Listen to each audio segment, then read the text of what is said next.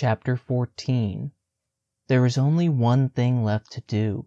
I split off into the woods on the side of the trail, my feet sinking back into soft marshland as I tore through patches of weeds and scraggly brush and weaved around trees.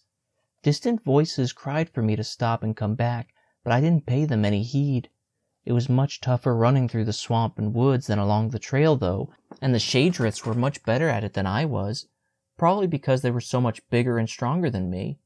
Before I knew it, they were catching up, their footsteps making loud, wet smacks just a few yards or so behind me. "Stop, little girl, please!" one of them cried again. "We're just trying to help you." "That's right," yelled another. "We mean no harm. Please just stop, honey." Right. I bet Lord Sycorath would just love that. I kept pumping forward, my whole body on fire, my legs threatening to give out any second, but I wouldn't let them. I couldn't. I had to survive, for Mother and Falzar, for all of Elandra. But the shade-drifts kept gaining. A moment later, it sounded like they were only a couple feet behind me. Suddenly, I burst into an open, grassy clearing, an enormous slab of black rock directly in front of me on the far side. The rock reached at least 50 feet high and spanned the entire width of the clearing. And then I saw it, a narrow gap in the middle of the rock. So narrow there was no way the creatures could catch me if I made it inside. If I could just get there. I kept running at full speed, as hard as I possibly could. I even tried to will any magic I might have had to help me, and luckily it paid off, because I made it to the fissure and squeezed inside before any of the shade-drifts could get me. I kept going, though much slower now, since all I could do was slide along sideways, both my sides brushing against the slick rock walls. Besides, the shade-drifts couldn't get me in here.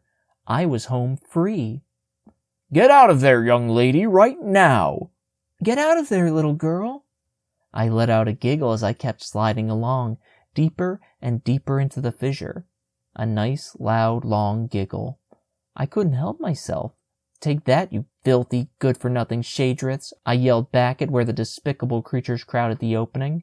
"You'll never get me. Never. As I am the great and powerful Mara O'Sheer Fulgrod, daughter of the most powerful good wizards to ever live. And I swear to you, right here, right now, that I will demolish you all someday. Every last one of you, and that includes Lord Sycorath himself, and peace will finally reign supreme once again in all of Elandra." The creatures shot each other wide-eyed looks, their foreheads etched in crinkles. "Shade-drifts?" one of them crawled. "What in the world are shade-drifts, honey?" "And who's Lord Sycorath? And Elandra, for that matter?" Ha! I knew for certain they were shade-drifts, trying to play dumb like the pathetic little evil beings they were, trying to make me think that they weren't what I suspected to be all along.